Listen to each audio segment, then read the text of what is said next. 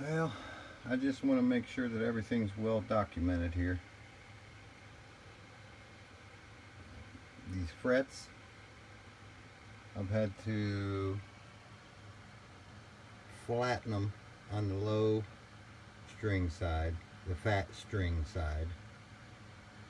You can see they've been flattened on this side, and they're still full tall frets on the other side because this neck is badly warped, a lot worse than I thought it was.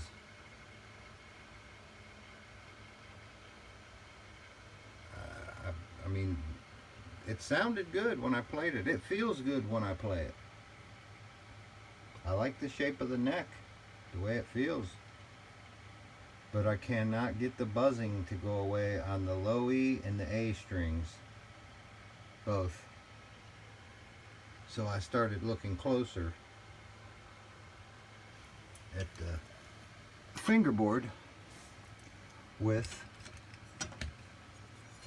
the proper tools. Put some light behind it. I've got this neck as flat as I can get it.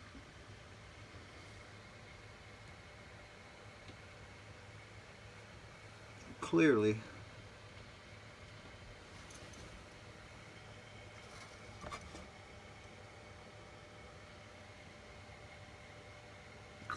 this neck is warped. It's high down here by the body, and there's no light coming underneath on the last couple notches, those last couple frets down there. You can see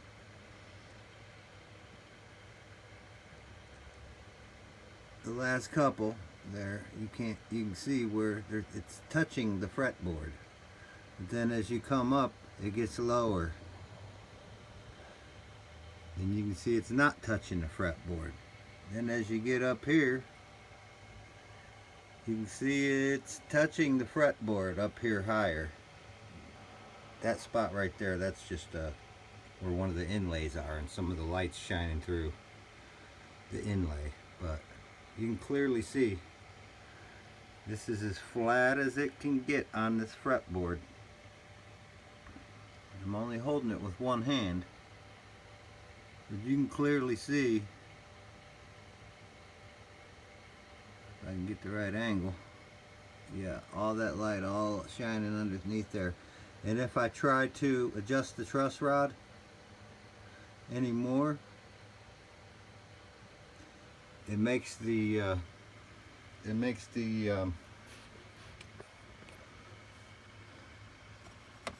notched straight edge to where it's like on a teeter-totter. It's either high in the middle because you got the truss rod so cranked so tight to bring it up that it's impossible.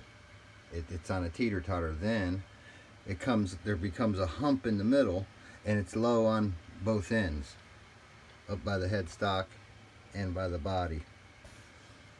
This is as flat as I can get it without the truss rod actually rocking like this on the fretboard. And when I get it flat as possible, like it is right now, it doesn't rock anymore. It don't seem like a lot of warp by looking at the light. If you just go by the light alone underneath there, and all those frets all the way up and all the way down, you know that's not just neck bow. Because I could, trust me, that truss rod is tight right now, very tight.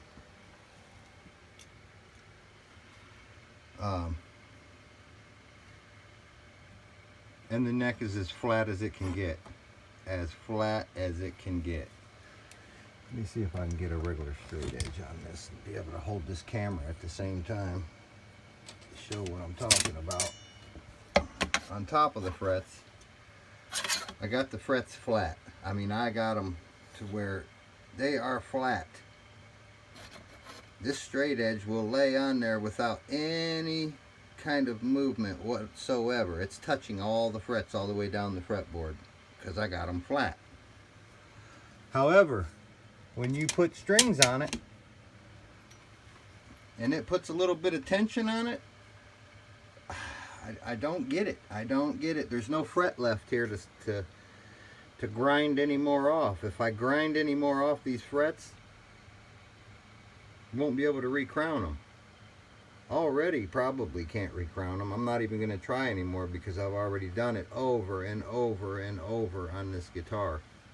I've literally done it like 6 to 8 times, leveling the frets and then recrowning and putting it all back together and playing it and checking it, thinking it's right. Here's the problem. This neck goes like this. It's high here. It's high right here. The wood is high till about right here, and then it starts dipping down, and it dips down, and then it gets high right here, and then it dips a little bit right here, and then it levels out up here. So the first few frets, the first few frets are level with the last few frets down here. But the rest of the neck here, it's warped. It dips down here, comes high right here, and then dips back down. Oh, it's a mess. It's like a roller coaster ride going up and down this neck. And I checked it all with feeler gauges. So it's super tight down here, or up here I should say, because this is the high end. It's super tight up here on the notched straight edge, and then it's big gaps, big gaps, big gaps all the way up to, I don't know, the 8th fret, and then it gets high again, and then it dips down again, and then it's level up here. But this has a little bit of a fall off right here on this area. Anyway, when I pull all these frets, I'm going to lay a straight edge on it and flatten this neck with the truss rod as flat as I can get it without the frets in it. And I'm going to redo another video and take more pictures showing exactly the condition that this neck's in. It's in a lot worse than I thought it was initially, because like I said, it played good. It felt good. I thought, well, I can, you know, do some fret work on it and get that buzzing out of there. When I first got it, I laid that straight edge on there.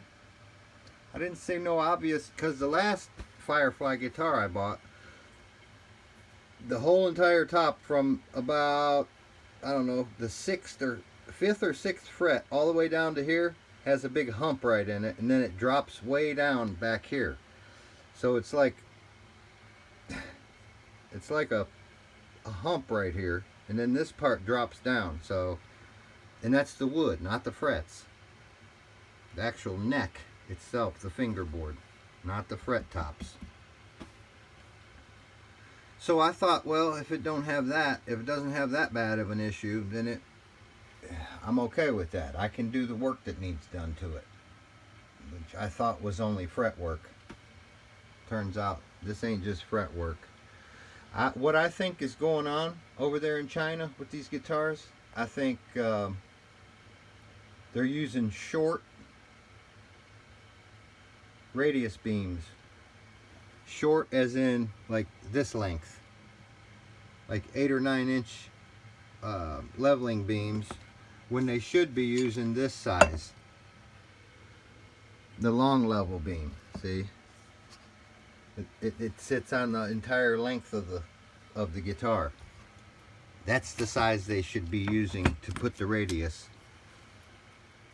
on these fingerboards, because what they're doing is they're taking these radius sanding beams. Here, let me get one out of here and show you. Get some of these. If you use one that length and you go pushing it up and down the fretboard, trying to level it, you might be putting too much pressure here, not enough pressure up here. However much pressure you're putting on it, when you're going up and down this neck, trying to radius that fingerboard, one slight little bit of pressure on the corner, one slight little too much pressure on the front end or the back end, and it's not going to level the fingerboard out correctly. It's not going to be flat and level. So you need the long one so that it covers the entire length, at least a 16-inch one, if not an 18 or a 20 and a half inch one that I got, which I got a bunch of them, but I don't have a 12-inch radius one, which I just ordered one, and it should be coming by Friday. So we'll see how this turns out, and stay tuned. I'll let you guys know what the outcome is on this. And I'm going to pull one of these frets out and check the slot depth and the tang on these frets to see how the thickness of them, what the thickness is. Stay tuned. I'll let you guys see what's going on with this guitar. Hopefully I can get this neck right. I would love to be able to play this guitar because I do like the way the neck feels. It seems to me like it plays pretty easy. It's an easy playing guitar if I can get the action low enough and get this neck straight and get this warp out of it. It's so warped, it's terrible. It's terrible. Stay tuned. I'll keep you guys updated on all the details. Have a great day.